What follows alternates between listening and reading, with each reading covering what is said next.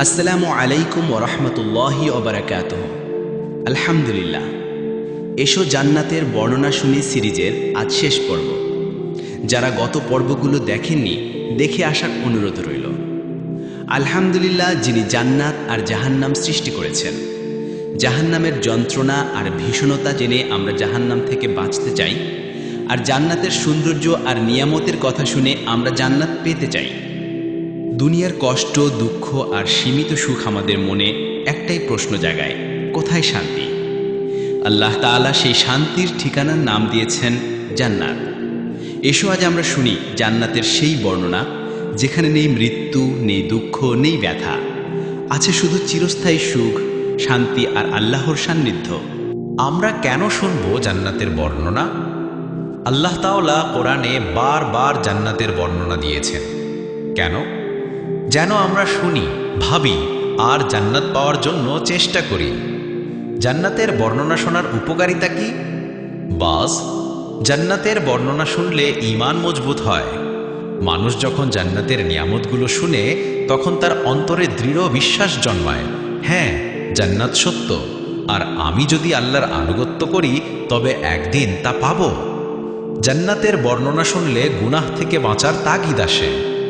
দুনিয়ার সামান্য আনন্দ যখন জান্নাতের নিয়ামতের সাথে তুলনা করা হয়, তখন গুনাহের লোভ তুচ্ছ মনে হয়। জান্নাতের বর্ণনা শুনলে সওয়াবের আগ্রহ জাগে। নামাজ, রোজা, দান সাদকা এসব করতে কষ্ট হয়, কিন্তু জান্নাতের ফল, নদী, প্রাসাদ, হুর এসব শুনলে মানুষ উৎসাহ পায়। জান্নাতের বর্ণনা শুনলে ধৈর্য ও সাহস পাওয়া যায়। দুনিয়ার বিপদ আপদ, দুঃখ কষ্টে মানুষ যখন জান্নাতের সুখ স্মরণ করে, তখন সে ধৈর্য ধরে থাকতে পারে। জান্নাতের বর্ণনা শোনা, এটা রাসূল সাল্লাল্লাহু আলাইহি ওয়াসাল্লামের সুন্নাহ। রাসূলুল্লাহ সাল্লাল্লাহু আলাইহি ওয়াসাল্লাম সাহাবাদের কাছে জান্নাতের বর্ণনা করতেন। আমরাও তার সুন্নাহ অনুসরণে জান্নাতের আলোচনা শুনতে ও করতে পারি। সহজভাবে বলা যায়, জান্নাতের বর্ণনা শোনা মানেই নিজের অন্তরে জান্নাতের প্রতি ভালোবাসা, আকাঙ্ক্ষা ও আমলের আগ্রহ বাড়ানো। তাই এসো জান্নাতের বর্ণনা শুনি। শুনতে হবে, কারণ এতে ঈমান বাড়ে, গুনাহ থেকে বাঁচি, সোয়াবের পথে চলি আর আল্লাহর সন্তুষ্টি অর্জনের চেষ্টা করি। জান্নাতে কারো ধনুক অথবা কারো পা রাখার স্থান দুনিয়া ও তাতে যা আছে তা থেকে উত্তম। বুখারী হাদিস 6568। জান্নাতের একটি গাছের নিচের ছায়ায় কোনো সাওয়ারি যদি 100 বছরও সাওয়ার করে, তবুও তার শেষ প্রান্ত পর্যন্ত পৌঁছতে পারবে না। বুখারী হাদিস 6552। জান্নাতে মুক্তা দিয়ে তৈরি 60 মাইল লম্বা একটি তাঁবু থাকবে। জান্নাতের পাত্র ও সামগ্রী হবে সোনা ও রূপার। বুখারী হাদিস 4879। সেখানে জান্নাতীগণের জন্য থাকবে প্রাসাদ আর প্রাসাদ, প্রাসাদের উপর নির্মিত থাকবে আরও প্রাসাদ। সূরা আজ-জুমার আয়াত 20। পূর্ণিমার চাঁদের মতো রূপ ধারণ করে জান্নাতীরা জান্নাতে প্রবেশ করবে। তাদের অন্তরে কোনো হিংসা বিদ্বেষ থাকবে না। তারা কখনো রোগাক্রান্ত হবে না। তাদের প্রস্রাব পায়খানা হবে না। তারা থুতু ফেলবে না। তাদের নাক দিয়ে ময়লা ঝরবে না। তাদের চিরুনি হবে সোনার চিরুনি। তাদের ধুনির জ্বালানি হবে আগরের। তাদের গায়ের গন্ধ হবে কস্তুরীর মতো সুগন্ধি। তাদের স্বভাব হবে এক ব্যক্তির ন্যায়। তাদের শারীরিক গঠন হবে আদি পিতা আদম আলাইহিস সালামের মতো, অর্থাৎ 60 হাত লম্বা। বুখারী হাদিস 3327। সুবহানাল্লাহি ওয়া বিহামদিহি সুবহানাল্লাহিল আযীম। জান্নাতের সকল গাছের কাণ্ড হবে সোনার। তিরমিজি হাদিস 2525। জান্নাতের 100 স্তরের যে কোনো এক স্তরে সারা বিশ্বের সকল মানুষ একত্রিত হলেও তা যথেষ্ট হবে। তিরমিজি হাদিস 2529। জান্নাতে প্রত্যেক ব্যক্তিকে 100 জন পুরুষের সমান যৌন শক্তি ও সঙ্গম ক্ষমতা প্রদান করা হবে। তিরমিজি হাদিস 2536। জান্নাতবাসীগণ লোম, গোঁফ ও দাড়িবিহীন হবে। তাদের চোখ সুরমায়িত হবে। তিরমিজি হাদিস 2545। জান্নাতবাসী উট ও ঘোড়া চাইলে দুটোই পাবে এবং তা ইচ্ছে মতো দ্রুত উড়িয়ে নিয়ে যাবে। তাতে সেসব জিনিস পাবে যা কিছু মন চাইবে এবং নয়ন জুড়াবে। তিরমিজি হাদিস 2545।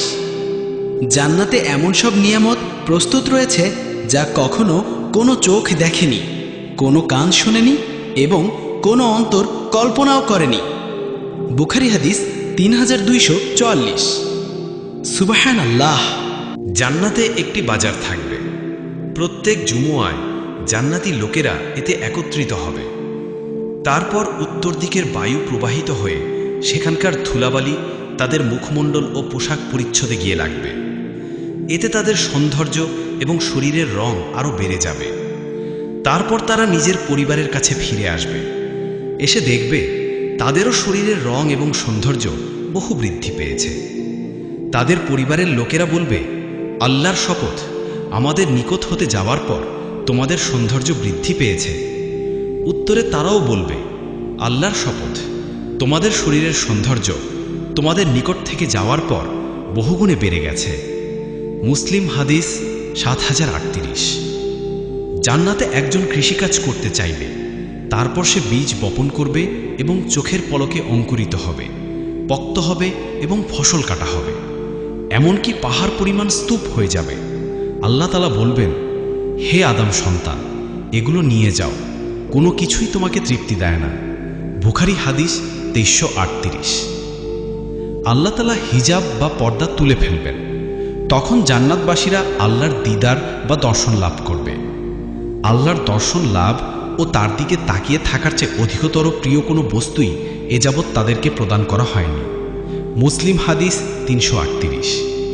আল্লাহ তাআলা বলেন, আর তোমরা দ্রুত অগ্রসর হও তোমাদের রবের পক্ষ থেকে ক্ষমা ও জান্নাতের দিকে, যার পরিধি আসমান সমূহ ও জামিনের সমান, যা মুত্তাকিনদের আল্লাহর ভীরুদের জন্য প্রস্তুত করা হয়েছে।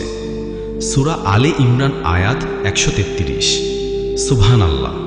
জান্নাতের সকল বর্ণনা লিখে বা বলে শেষ করা যাবে না। এর প্রকৃত অবস্থা আল্লাহই ভালো জানেন। আল্লাহ আমাদের জন্য এমন কিছু তৈরি করে রেখেছেন যা কোনো মানব কল্পনা করতে পারবে না। সুবহানাল্লাহ। আল্লাহ আমাদের জান্নাতের এসব নিয়ামত লাভ করার তৌফিক দিন, আমিন।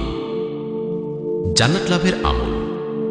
যে ব্যক্তি পিতামাতার সাথে সুন্দর ব্যবহার করবে তার জন্য জান্নাত সহজ হবে। সহিহ হাদিস।